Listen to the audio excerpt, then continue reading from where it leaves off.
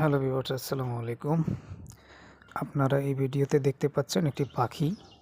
পাখিটির নাম হলো ঘুঘু। ঘুঘু পাখি।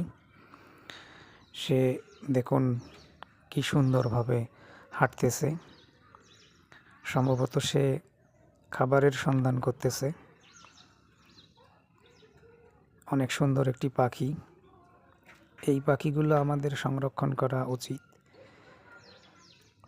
দেখুন সে আহারের সন্ধান করতেছে কিভাবে। অনেক সুন্দর একটি ভিডিও।